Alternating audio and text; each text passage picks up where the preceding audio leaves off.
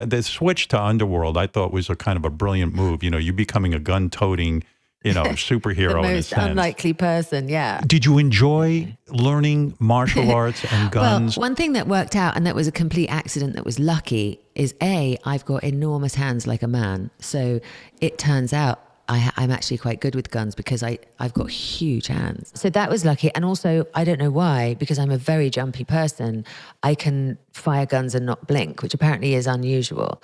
I think I was in such a blind panic that I kind of forgot how to blink. And then that was how I learned how to do it. But so those were things that sort of were lucky strokes. And then the rest of it was like a real slog.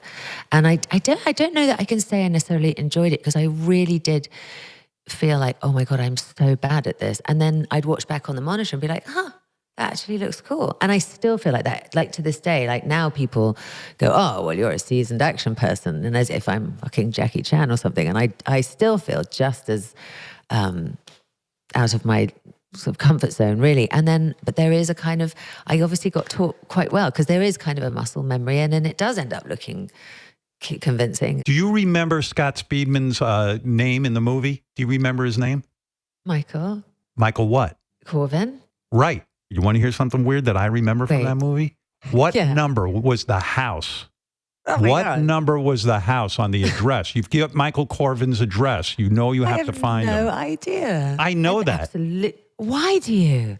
I don't know. It's always stayed with me. I've seen the movie like 3 or 4 times. It's 510. That's his address, 510. That's absolutely insane. I just love that movie, and I've seen it enough times where it kind of stayed in my brain that his address is 510. It's incredible. I'm just relieved I remembered his name. I love at the end when you slice that vampire's fucking head in half. It's so great because it was really kind of brilliantly done. You know, movies like that can turn out to be a big mess. But critically, I don't think it went down that well, but people liked it.